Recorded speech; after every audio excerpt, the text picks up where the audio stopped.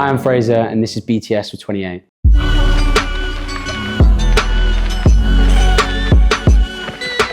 So I was working in a growth role in fintech. I was doing that for about a year and a half. That was probably the first job I actually enjoyed. But throughout that, I was building 28 in the background.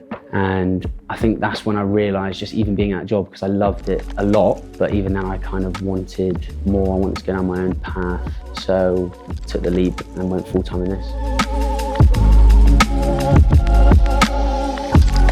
I think it's so important because, especially in product businesses, cash is very difficult to navigate around. If you're service, you sort of have a lot more leeway, where with products, you should be putting all that money into that product side and any marketing. So I think having a business on the side of a day job and managing that, it's a sacrifice, but it's definitely the smartest move to be made in that, especially when you've got rent, bills on your head. And also, I feel like it gave me a massive value to when I jumped out of the 9-to-5 job and going full time into this. It made me value it more because suddenly my time and my efforts came all about just 28. That journey at the start will take a lot. You know, I missed out on a lot of things, I guess, but for me, it was definitely worth it. It's funny actually, I don't know if people have ever heard of 75 hard, but it's sort of like a challenge that people stick to for 75 days doing the exact same things. So originally, I did that and I found that I wanted to change things as I went on with the course of these habits, and that's when I started 28 Days Club, which is like a sort of project which you stick to habits for 4 weeks, and when you complete it, you can switch it up and then change it again for the next month and just keep repeating it. That was sort of how it started, and then it developed into something more. People started coming around me that wanted to do things better in life, so it started switching into an actual brand, made some t-shirts, and then quickly it just adjusted into this fitness brand. I feel like it's such an easy answer because originally it was us. We were getting heavy into fitness. Back in the day we were quite typical lifters, and then obviously all this hybrid scene came in and we started picking up on Hyroxes, and the stuff that we were wearing just wasn't good enough. It was quite heavy, or it was cotton, and it stunk most of the time. We were training sometimes twice a day, and we'd come home, we'd wash it, and the next day it'd either smell the same or it just wasn't drying quick enough, which is where our traditional mesh came in, and that sort of changed the game for us. And then we started wearing it to sort of different Hyroxes, and people started saying, what is this? And then they wore it, and then they started realizing why. So that's sort of where that came from. I feel like a lot of our customer base are just like us. So I try not to go too deep into that realm of designing for customers, rather just focus on us, what we like, and just take into feedback. Because feedback's definitely elevated stuff. Even our mesh, we've changed our mesh a lot over the years and adapted a lot of different products. So feedback basically is our king for it. Yeah, it's like a fabric where the sweat just goes through it. And then we started just opening up to singlets, tanks, just a product that actually can withstand high intensity in sport. The customers we have in our community are training probably 5 times more than us. And they get it, because if you're training in the morning and the night, you want something that's gonna be dry and actually keeping up with you. It's so random.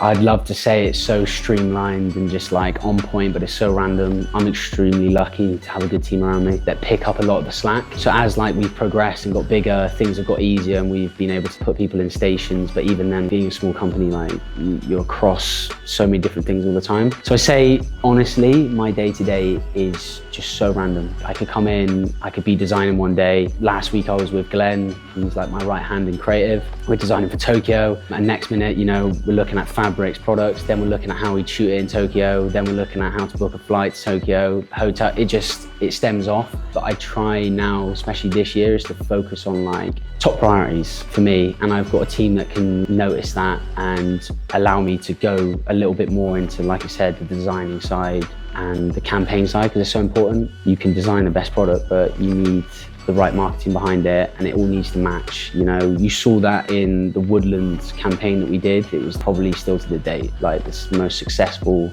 work we've done. It's the campaign that just was like perfect. So I'd say my day to day is focusing on that's top priority, but most of the time it's relatively scatty, but I feel like most business owners will relate to that. Up there with the most important thing you do in fashion in general, but especially in sport, I think there's just an extra touch to emotions in sport. I think we really focus on being very raw with how we film. We've generally elevated it to go a little bit more professional over the last year, but then again, it's just very raw, and we've been good with that with the team because we're all friends, so it's easy to film. But I think this year we're looking to sort of implement our aesthetic and style of filming into athletes and carry on keeping that rawness, but obviously with professional athletes.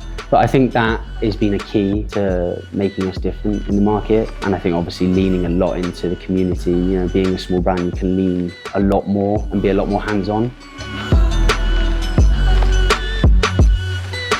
It's always the question that gets asked, but it's like, I don't even know how to answer it because it's just, there's so much. Being okay with adversity, I think. There's just so much change, so much demand in you personally, not just the business. You've sort of got to take on everything, emotionally, stressful, all of the components of the business rely on you really. I'm lucky again, I've got a brother that works with me, and then G, we're very close as well, so they take up a lot of slack. So again, I'm lucky, but yeah, it's having grit. I think everyone's got their own unique skills. I've met people more creative than me, but if you haven't got that grit, it's gonna be tough because it requires more, I'd say, on that side most of the time. Making collections and campaigns is so fun, and I feel like that's what the brand shows a lot. So everyone's like, wow, what an amazing job and everything like that. But that's like half of the ache through it. That's like the fun bit you get to sit and do. But that's probably like 20–30%. Actually getting it over the line and making sure it runs smoothly and the factories work and it arrives on time. It's crazy.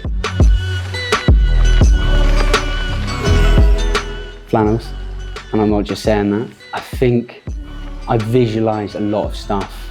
I always visualised having an office in London. I grew up outside of London, but I always knew I'd do a pop-up in London, and I saw other guys doing it that were older than me, and I had no clue how, but I always knew it, and I saw it, and it was just sort of like, more of like a relief. I sort of did what I could see, and I sort of followed through with it, because before this, I did brands before with my brother as well, and they sort of didn't work out. So it's sort of a relief feeling a lot of the time, but I'd say Flannels is up there. New office in London definitely was a nice moment. I think just like building a team around me of people that I actually really like, and they're not just here to make a success story or anything like that. They're generally here because they like working with each other and we push each other to places. That's a big moment for me. Yeah, I think a couple trips as well, like taking the team out to China is a big moment for me. Even the small moments, you gotta enjoy the small moments because things move so fast in London. Even buying the team laptops, it's just a small win that if you just let it go by, you just will not take in what you're actually doing. So yeah, I'd say those are sort of the pinnacle moments.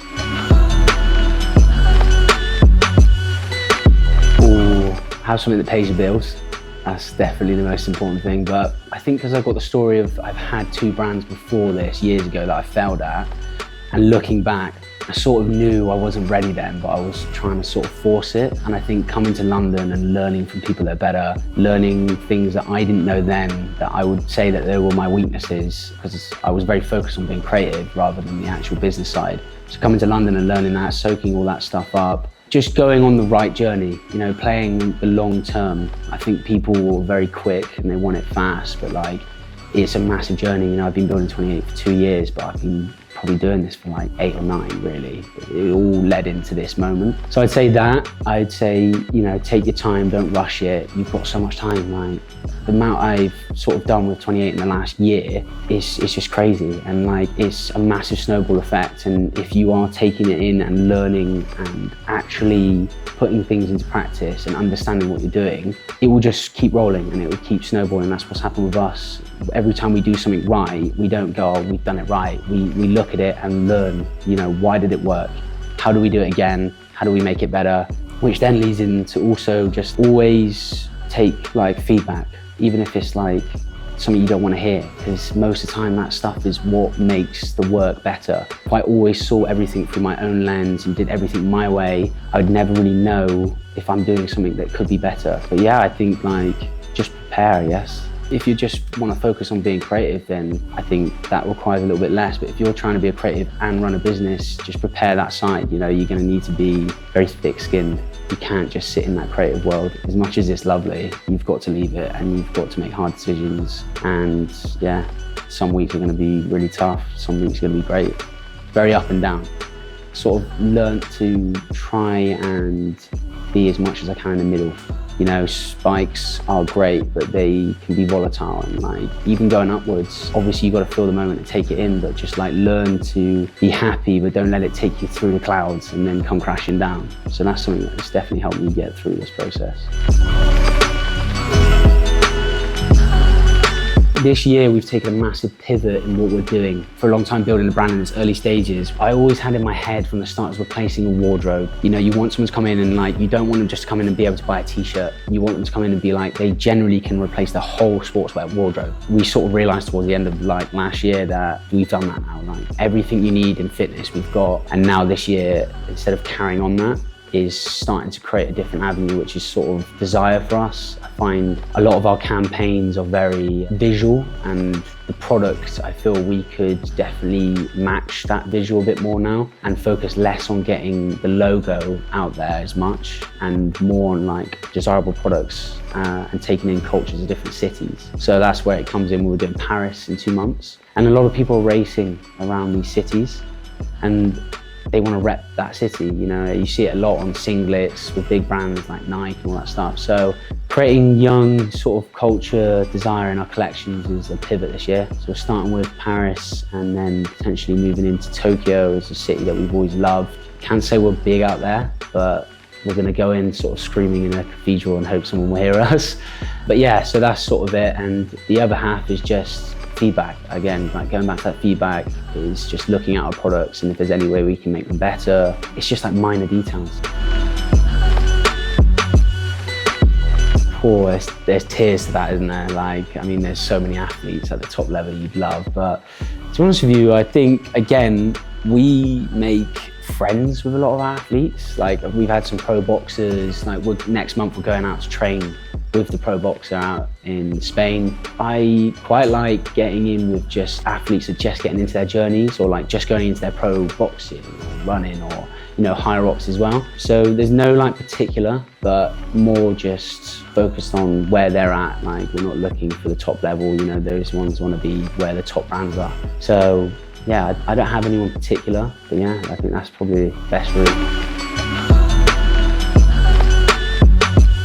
You know, when I first started this, I grew up in like a very small little village miles away from London, and I didn't really have many people that sort of wanted to live like the way I lived. So having that in London now and like having the people around me, the access to gyms and things like that is something that we've lent on massively with 28 and opened it up to the community. And we sort of started making it a thing of like, you know, if you buy our stuff and you rock it, you can come to these sessions. And then that just started snowballing again, and we're getting 50, 60 people turning up. And that's just been really crucial. There's also like the hidden bit behind that for me was like, these guys are actually coming to meet us and talk, and like, I didn't look at it for a long time actually. I was once that person, you know, miles out. You know, we've had guys come down like 3-4 hours driving just to come down and train with us, chat at the end, and that's it, which I think is crazy, but then actually maybe me, you know, 10 years ago would have loved something like that. So I think it's been a massive pillar to the brand, and then that sort of like lapped into having like this Discord chat. We started this Discord chat, and then like we've got over 1,000 people in it now, and like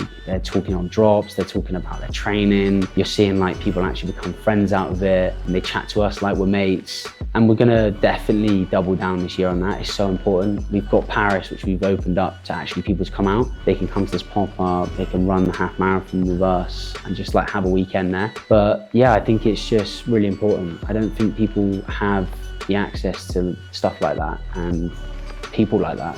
And it's so important for younger people coming through that, you know, maybe don't want to party and drink, or they want to build a business, they want to get deeper into that side, but you are a massive product of your environment. And again, like I always turn it back to my side, is that I didn't have that. Now I do, and it's snowballing for me. So it's like, if I can open that a little bit for people that are involved, then brilliant. I feel like dreams I used to have, now achieving them, and like how fast things change. I try not to get too attached to set things, but I'd say build the team stronger. I think that's just the most, like the biggest key to all of it. You know, you've got a good team behind you. I'd love a brick and mortar, but you know, now leaning obviously with Flannels a lot and learning a lot from you guys and having that, it seems less a focus now for us. Yeah, honestly, just expand into new athletes. I want to just expand into countries now. Like, you know, we've made quite some noise in the UK, and UK will always be our home, our HQ. It's where we build all our community sessions and stuff. So we'll always have that there. But being able to tap into a new country or culture and see their responses would be a very interesting achievement for me, I think. And yeah, I'd like to do that. I think the other thing would be just maybe a big warehouse as well. I'd love a warehouse, and that space, you know, having systems internally for us is like so important to, again, like grow the business, like learning as we've gone along. There's so many things you can streamline, you know, save cash and just get better work done when you've got a team inside and the right studio. So for now, this one will do, but again, if we can expand that, that would be a good goal.